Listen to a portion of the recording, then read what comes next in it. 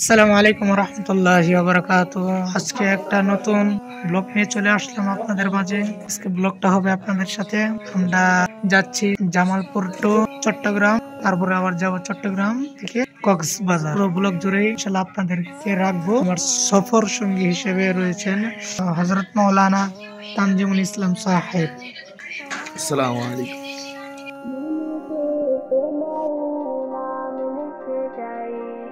স্বপ্নে হলেও দেখা দাও আমায়, মনেতে তোমারই নাম লিখে যাই।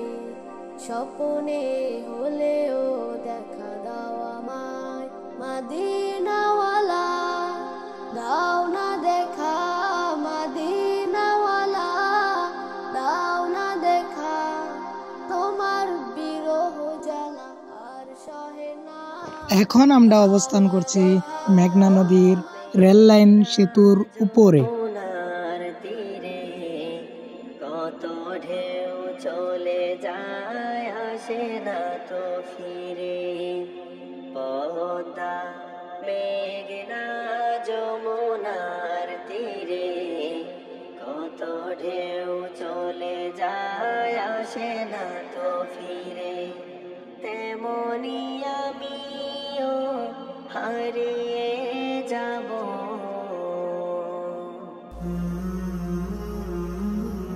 আলহামদুলিল্লাহ নিরাপদ ভাবে ট্রেন থেকে চট্টগ্রাম স্টেশনে এসে নামলাম। এখন আমরা যাব চট্টগ্রাম বন্দরে।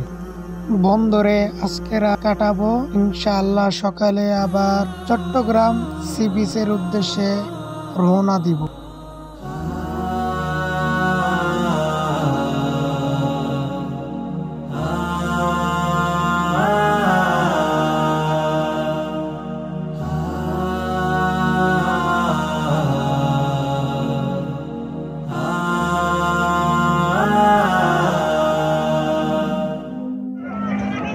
আসলাম চট্টগ্রাম সাগর পার। এখানে আজকের বিকালটা অনেকটা সময় কাটিয়েছি আমরা। চট্টগ্রাম সাগর পাড়ের ভিউটা আজকে অনেক সুন্দর ছিল, অনেক সুন্দরভাবে উপভোগ করলাম। রাসূলুল্লাহ রাসূলুল্লাহ রাসূলুল্লাহ রাসূলুল্লাহ রাসূলুল্লাহ রাসূলুল্লাহ রাসূলুল্লাহ রাসূলুল্লাহ। হ্যাঁ, এখন আমরা গাড়িতে উঠবো, কর্ণফুলী টানেলের উদ্দেশ্যে রওনা দিব। কর্ণফুলী টানেল কিভাবে যেতে হয় আপনাদেরকে কর্ণফুলী টানেল দেখাবো, আপনার সাথেই থাকুন। এখন আমরা আছি সি বিচ।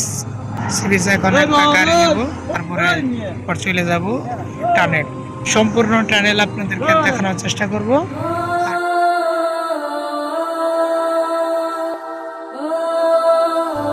আমাদের গাড়িটি এখন পতেঙ্গা থেকে স্টার্ট দিয়েছে।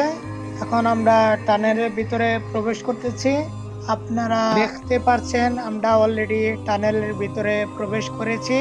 এই প্রথমবার টানেলের ভিতরে প্রবেশ করে আমার কিন্তু প্রচুর আনন্দই লাগতেছিল।